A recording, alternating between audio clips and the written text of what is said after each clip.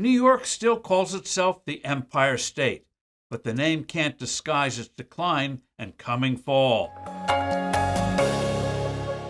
Hello, I'm Steve Forbes, and this is What's Ahead, where you get the insights you need to better navigate these turbulent times. New York was once the mightiest, most populous state in the Union. Not anymore. While still possessing real assets such as Wall Street, the slew of tech startups, and some impressive restaurants in the Big Apple, New York is becoming proportionally a shadow of its former self. People are fleeing to more hospitable climes, most notably Florida. No wonder. The state's new budget and regulatory actions show a political class becoming increasingly locked in a fantasy world that could send the state into bankruptcy. The next time we have a serious economic downturn, New York's not going to be in good shape to weather it. Amazingly, with a population smaller than Florida's, the Empire State's spending is twice that of the outlays of the Sunshine State. For the next fiscal year, New York is slated to spend $229 billion. Florida, $117 billion. Like the federal government, Albany's spending is burgeoning, up 32% in the past 4 years. The new budget uses unrepeatable one-shots, like unspent COVID relief cash. Outlays for schools go up almost $3 billion, despite miserable performance results.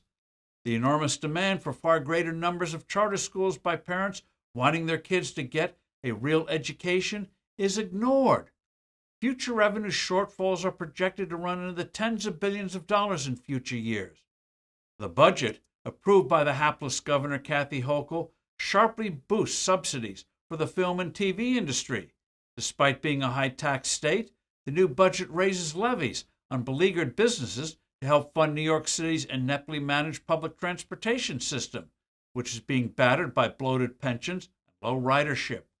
While neighboring Pennsylvania has raked in billions of dollars of revenue from fracking, New York keeps a ban on that activity to appease extreme environmentalists. The Empire State's environmental foolery doesn't stop there. Ignoring real-world science, the new budget is banning gas stoves and heating in all new buildings by 2029. 70% of the state's electricity must come from renewables by 2030. Today, only 6% comes from wind and solar. By 2035, all new cars must be electric. The fact that most motorists don't want EVs is brushed aside. Where will all that extra electricity come from for these fact-free mandates? Don't ask. Reforming the state's bail system that routinely lets violent criminals back on the streets shortly after their arrest was hardly changed. Of course, New York's holiday from reality is not unique. California, for instance, routinely suffers water shortages, yet flushes about half of its annual rainfall into the Pacific Ocean.